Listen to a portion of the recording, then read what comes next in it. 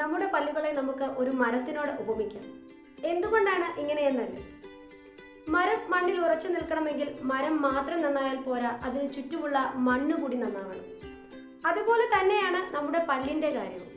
പല്ല് മാത്രം ആരോഗ്യമുള്ളതായിട്ട് കാര്യമില്ല, അതിനോടനുബന്ധിച്ച് നിൽക്കുന്ന മോണയും ആരോഗ്യമുള്ളതായിരിക്കണം.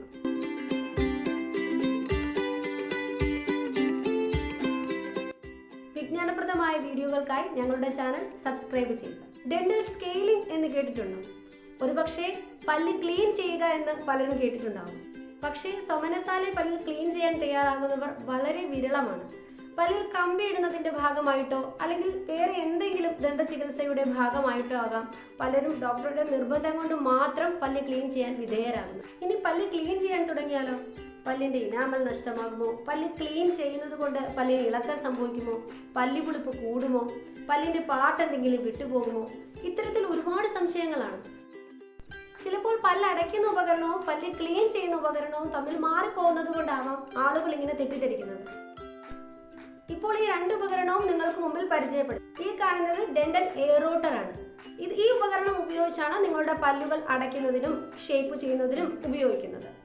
ഇതിന് പല്ലുകളെ കട്ട് ചെയ്യാനുള്ള ശേഷിയുമുണ്ട്. ഇനി ഈ കാണുന്നതോ, ഇതാണ് അൾട്രാസോണിക് സ്കെയിലർ എന്ന് പറയുന്നത്. ഈ ഉപകരണമാണ് പല്ല് ക്ലീൻ ചെയ്യുന്നതിന് വേണ്ടി ഉപയോഗിക്കുന്നത്. പല്ലുകളിലും മറ്റും പറ്റിപ്പിടിച്ചിരിക്കുന്ന കക്ക പോലെയുള്ള അഴുക്കുകൾ നീക്കം ചെയ്യാനാണ് ഈ ഉപകരണം ഉപയോഗിക്കുന്നത്.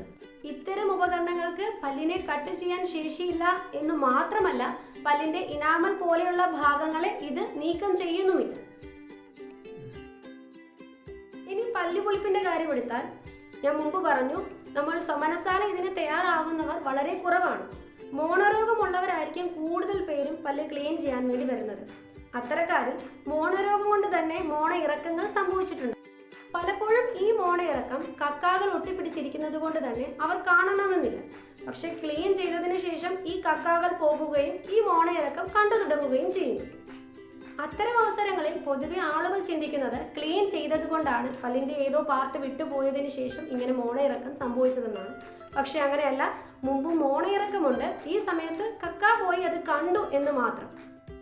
ഈ ആളുകളിൽ ക്ലീനിങ്ങിന് ശേഷം പുളിപ്പ് അനുഭവപ്പെടാം. അതിന് കാരണം അവരുടെ മോണയിറക്കമാണ്, ക്ലീനിങ് അല്ല. ചിലരുടെ വായിൽ ഒരുപാട് അഴുക്കുകളും കറകളും ഉണ്ടാകും. ഇത്തരക്കാരുടെ വായ വൃത്തിയാക്കുമ്പോൾ ഒരുപാട് എഫേർട്ട് എടുക്കേണ്ടി വരും. അതിന്റെ ഒരു തൽഫലം എന്നോണം 1-2 ദിവസം പുളിപ്പ് അനുഭവപ്പെടാം. പക്ഷെ ഇത് താൽക്കാലികം മാത്രമാണ്, അത് കഴിഞ്ഞ് അതങ്ങ് കുറയുന്നതാണ്. പല്ലിന്റെ കറ എന്ന് പറഞ്ഞപ്പോൾ ഒരു കാര്യം കൂടി ഓർമ്മപ്പെടുത്തുകയാണ്. പല്ലിലെ കറ, കാരണവും പരിഹാരങ്ങളും, ഈ വിഷയത്തെ സംബന്ധിച്ച് ഒരു വീഡിയോ അപ്ലോഡ് ചെയ്തിട്ടുണ്ട്. അതിന്റെ ലിങ്കാണ് ഇതിൽ കാണുന്നത്, അതിൽ വിസിറ്റ് ചെയ്യാവുന്നതാണ്. ഇപ്പോൾ ഒരു കാര്യം വ്യക്തമായി എന്ന് കരുതുന്നു, പല്ല് ക്ലീൻ ചെയ്യുന്നത് ഒരിക്കലും പല്ലുപുളിപ്പിന് കാരണമാകുന്നില്ല.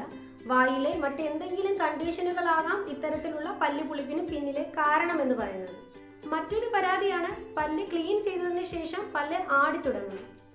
സത്യത്തിൽ പല്ല് ക്ലീൻ ചെയ്തത് കൊണ്ടാണോ ഈ പല്ലുകൾ ആടുന്നത്? പല്ല് ആടുന്നുവെങ്കിൽ അതിനു പിന്നിലെ കാരണം നിങ്ങളുടെ മോണരോഗമാണ്. പിന്നെ എന്തുകൊണ്ട് പല്ല് ക്ലീൻ ചെയ്യുന്നതിന് മുമ്പ് ഈ പല്ലുകൾ ആടുന്നില്ല? അതിനുള്ള കാരണം ആ പല്ലുകളിൽ കക്ക അടിഞ്ഞിട്ടുണ്ടാവാം. ഈ കക്കായുടെ ബലത്തിലാകാം ഈ പല്ലുകൾ ഇത്ര നാളുകൾ ആടാതിരുന്നത്. ക്ലീനിങ് കഴിഞ്ഞു, ആ കക്ക മാറ്റി, അതിന്റെ ബലം നഷ്ടപ്പെട്ടു, ആ പല്ലുകൾ ആടിത്തുടങ്ങി. ഇത് കേൾക്കുന്ന ചിലരെങ്കിലും ചിന്തിക്കുന്നുണ്ടാകാം, എങ്കിൽ ഡോക്ടറെ ആ പല്ലങ്ങ് ക്ലീൻ ചെയ്യാതിരുന്നാൽ പോരെ, ആ കക്ക അവിടെ തന്നെ നിന്നോട്ടെ, അപ്പോൾ വേറെ പ്രശ്നമൊന്നുമില്ലല്ലോ. ഈ ധാരണ അബദ്ധമെന്ന് തിരുത്തട്ടെ.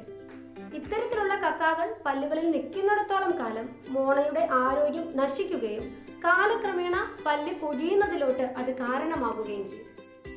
എന്തിനേറെ പറയുന്നു, മോണരോഗങ്ങൾ ഹൃദ്രോഗങ്ങളിലോട്ട് വരെ നയിച്ചേക്കാം. പല്ല് ക്ലീൻ ചെയ്യുക എന്ന് പറയുന്നത് വളരെ ലളിതമായ ഒരു ചികിത്സാ വിധിയാണ്. അതുകൊണ്ട് തന്നെ ഇത് ചെയ്യാൻ ആരും പേടിക്കേണ്ടതില്ല.